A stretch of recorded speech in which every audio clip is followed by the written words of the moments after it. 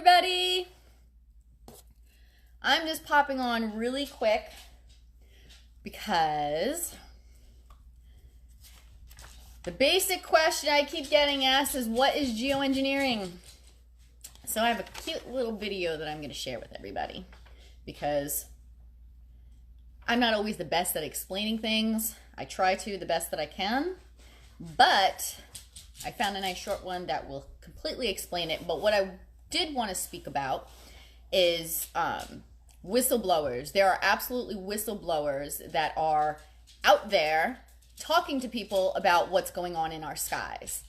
And it all depends on whether you are interested into knowing what's going on in our skies or not, is whether you're going to notice it. Obviously, the more you'll look up and the more you start studying the sky, the more you're going to realize what's going on in it, right? Not rocket science. So, hi, Mama. Hi, everybody. Hi, thanks for popping on. Basically, I just wanted to pop on because earlier today when I was trying to show everybody the different type of planes that are out there. Because being on the island, we have active airports. I've lived by an airport all of my life. All of my life. So I'm very in tune to the sky. I've been looking at the sky since I was this big, and you know the differences between these planes. Since learning about weather modification and geoengineering, I started to look up into the sky, and you could really tell the difference when one is part of the program and one is not. I was trying to point those out earlier. It's very, very hard for me to see with the sun glare, but they had so many out today spraying.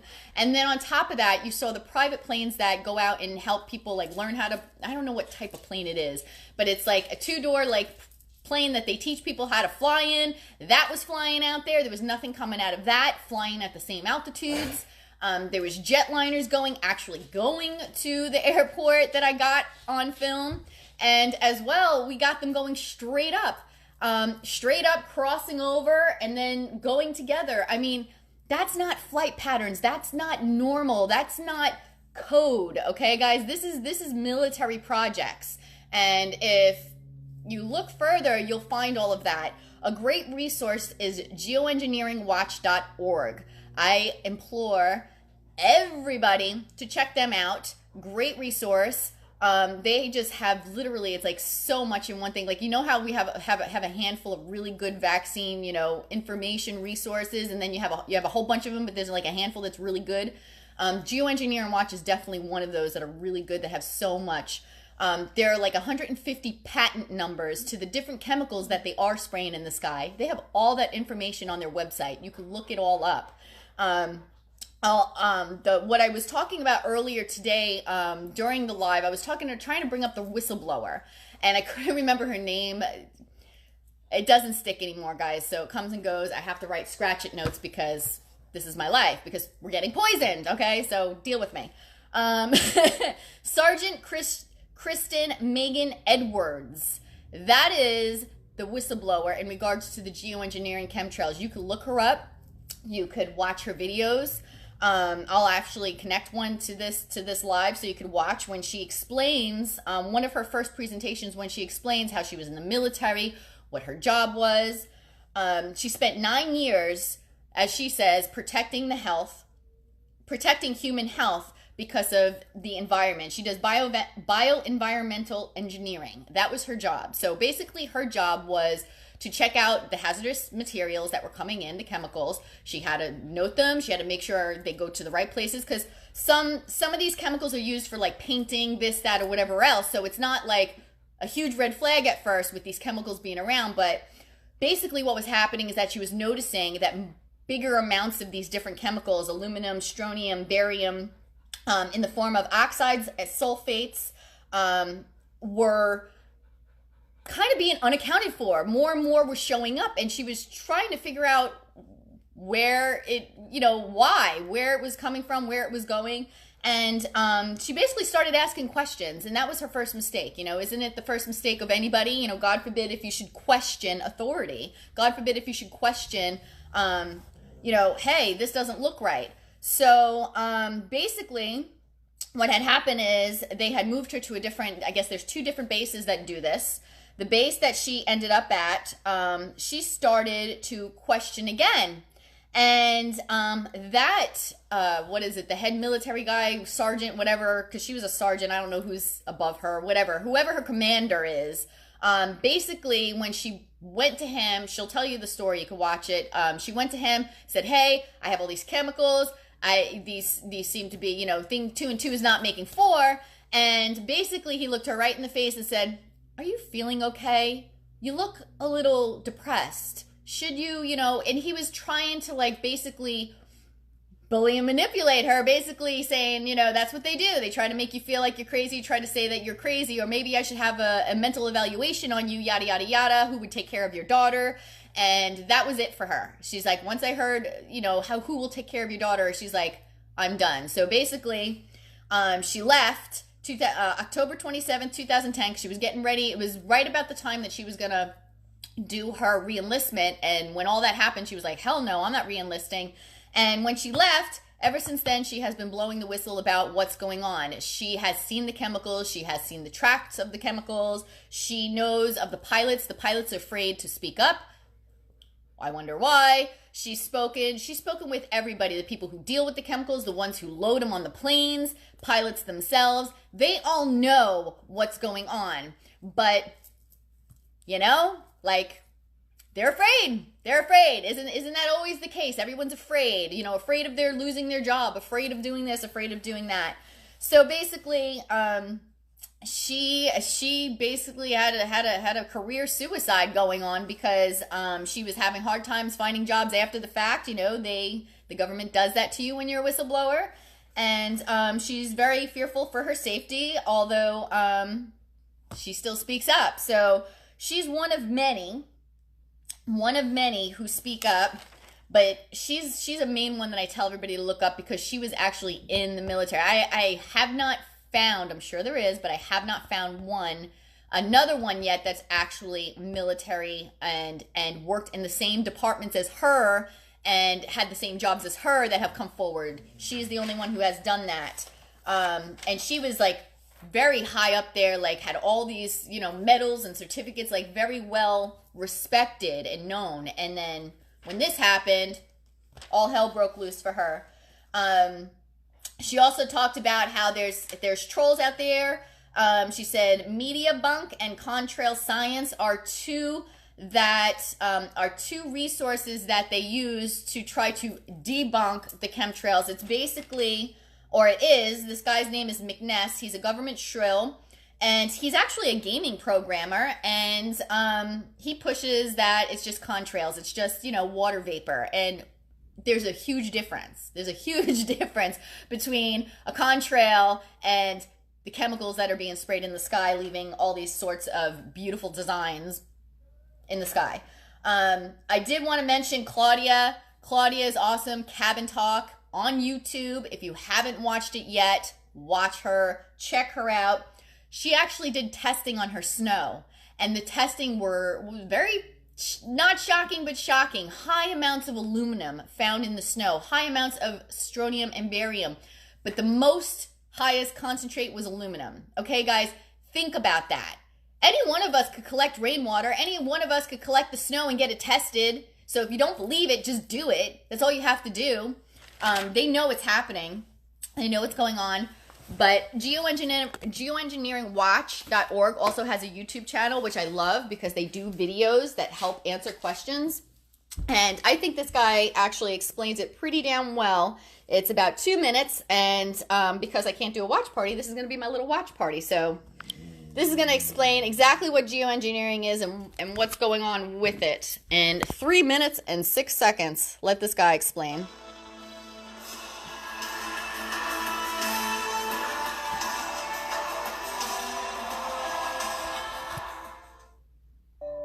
What is geoengineering? Geoengineering means climate engineering and climate mitigation. It means to play God with the weather. The primary methods of engineering the climate is to fill the atmosphere with light scattering particulates that are sprayed from the back of jet aircraft. We know many of these particulates are heavy metals. We know that from testing from around the globe and patents as well.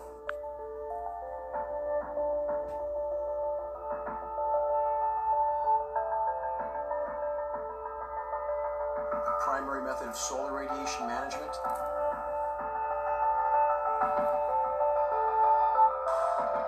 The stated purpose to block some of the sun's incoming thermal radiation to try to slow down the greenhouse effect that's happening on our planet from the buildup of greenhouse gases.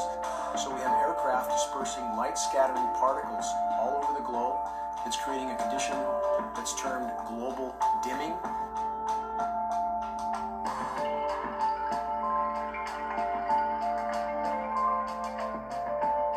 We know that fully 25 to 30% of the sun's direct rays that reached the planet 5 decades ago no longer do. Think about that, 25 to 30%.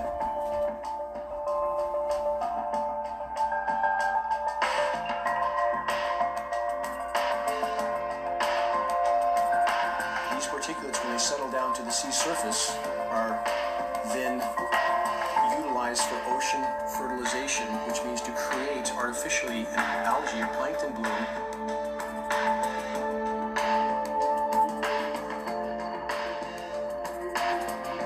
to try to force the ocean to absorb yet more CO2 to take it out of the atmosphere, which causes cataclysmic effects in the ocean. But those behind these programs seem to care not for the consequences of what they do. So we have climate engineering to try to block some of the sun's incoming thermal radiation.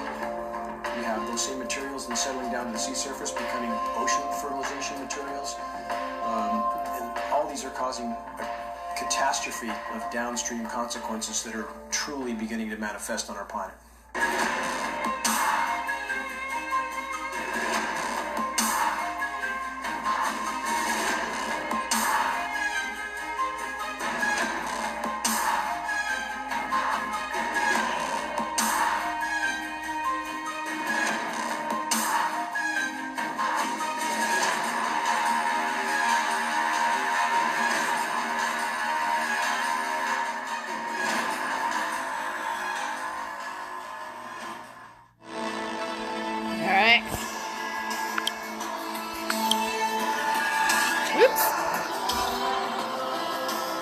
So loud, but I want to make sure y'all could hear it. Writing's not that easy. That documentary that it was talking about is actually a really good documentary that everybody needs to know. I'm going to get a bunch of links together and I'm going to connect it to this live because I seriously need every single one of you to start looking into this because this is one of the most frustrating things because you can't just go to a military base and stop it. Okay, like the food system and the poison of the food, we could choose not to purchase or processed foods, chemicals, and GMOs. The vaccines, we could choose not go to the doctor. You know, home environment, we could still control.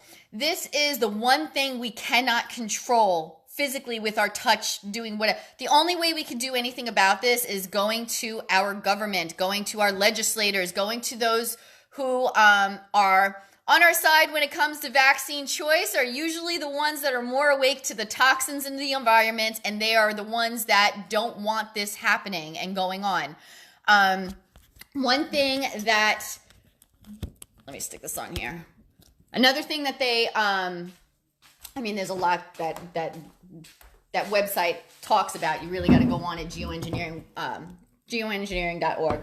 But one of the main reasons why that they're doing it is also to control the weather. When you can control the weather, you can control the world. You can control what crops are going to be grown. We all know organic needs to have the right environment. That's why they made GMOs, so that you could grow things that are not supposed to be grown in the cold, grow it in the cold. Like the tomato, one of the first things they did is took a tomato, took the DNA from a fish that's a cold water fish, intertwined it, and that's why you see those really big, crazy looking tomatoes. Yeah, well, those are poison tomatoes. They're full of toxins, they're full of mutated DNA, and you could grow it anywhere, it doesn't matter, anywhere, any weather. And that was their whole thing, is that they just want to take all that away. So you got these guys spraying stuff in the sky. They can control the weather. They could create hurricanes. They could create all sorts of crap, like rain. Every time it sprays, it always ends up raining. Pay attention to the sky. That's what you guys got to do. Start looking up. Start really analyzing what you see. Start taking notice to the planes, how they act, what's happening, because the different planes, you could totally tell who's on what side, who's doing what. You could tell the difference between a passenger plane and a plane that is spraying chemicals. There's just no question about it. And if you have a question, look at my live from earlier today when I was pointing out all the different planes, because I actually got them on. I wasn't sure if they got on screen, but they did. If the comments are in the way, just swipe the comments out of the way and you can see it so much better. But it all boils down to the control, guys. New world order. What do they want to do? They want to control everybody, right? Well, you can mess around. People say, they don't believe about Sandy and Katrina and all that kind of stuff. There's quite a few people who see that, or I want to say believe. It's more like they know, but whatever, they believe that it was created. Like, there was already a storm coming, so what they do is they send up their guys up into the sky, start spreading and seeding the sky where they need in order to redirect that storm or make it bigger or make it smaller. That's what's going on. So they could create it to make it bigger, make it smaller, make it stop, make it go, whatever they want. They have been doing this for years. The first time they actually used geoengineering and weather modification in as a weapon was back in Vietnam, when the guerrillas were hiding all in, the forests, and they needed to get them out. So what they do is seeded everything and had a torrential downpour to where in that area would be floods, and they flooded them out to come out so that they could take care of business. So there's just a lot going on, a lot to it. It's part of the poisoning that we're dealing with every day. There was a fog of just chemicals over the island a couple of days ago for 3 days straight. I had such a bad headache, all in the sinuses. We call it the chemtrail flu. Can't talk today. So, and it's all the spraying. I'm telling you, it messes up my brain. But I just wanted to pop on, give you guys a little bit of information. Again, I'm going to give you a couple of links to look into. And, do your own research. Don't listen to what I say. Research what I say, and you'll start seeing... and you start paying attention to the skies, you'll start seeing what I'm trying to point out as well. So, my beautiful Bella is here. Hi. Can we go to the bike ride? Yes, we're going to go on a bike ride. Right, Bella? Bike ride? Okay. Bike ride time. So, thank you all. And I'll be back. Can't stop, won't stop. Do your research.